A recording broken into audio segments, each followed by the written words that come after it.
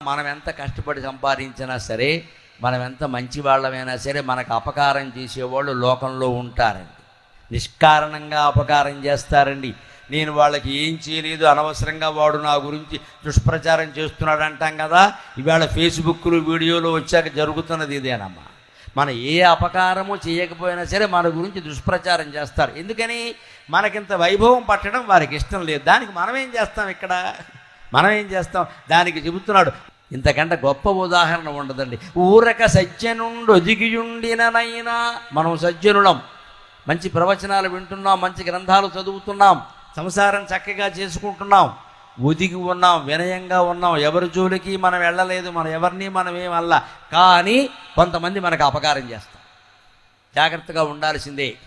మనం ఎవరికి ఏం చేయలేదు కదా, వారెందుకు చేస్తారో అనుకోవద్దు, వారి బుద్ధి. ఊరక సజ్జనుండి ఒదిగియుండిననైనా, మనం వినయ విధేయతలతో ఉన్నా సరే, మన ఇంట్లో మనం ఉన్నా సరే, ఎవరి జోలికి వెళ్ళకపోయినా సరే, మన గురించి కొందరు దుష్ప్రచారం చేస్తారు.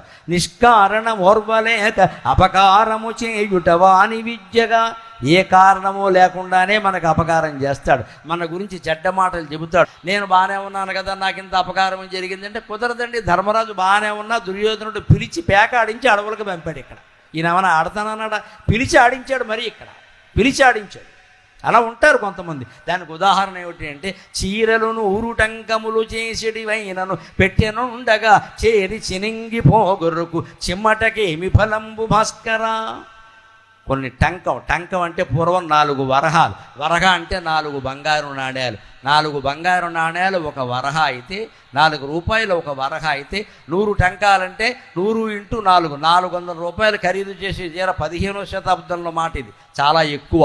ఇప్పుడు 40,000 ఖరీదు చేసే చీరలు సైతం, పట్టు చీరలు బీరువాలో ఉంటాయి, పెట్టెలో ఉంటాయి. ఇప్పుడంటే గాడ్రేజ్ బీరువాల్లో పెట్టుకుంటున్నారు. పూర్వం చెక్క పెట్టెల్లో పెట్టేవారు, భోషాణం పెట్టెల్లో పెట్టేవారు. ఆ చెక్కని కొట్టేసే పురుగులు కొన్ని ఉంటాయి. అవి చెక్క కోసం కొట్టవు, చీర కోసం కొడతాయి. విచిత్రంగా తమ దారిని తాము పట్టు చీరలన్నీ హాయిగా, పట్టు చీరలు కట్టిన ముత్తైదువుల్లా పెట్టెలో ఉండి పక్క పక్కనే మాట్లాడుకుంటూ కూర్చుంటే హాయిగా, ఈ పురుగుకి ఏమైనా రోగం అండి, అంత దూరం వెళ్ళి దాన్ని కొట్టేయడం. కొంతమంది మనుషుల బుద్ధి కూడా ఇంతే అన్నాడు.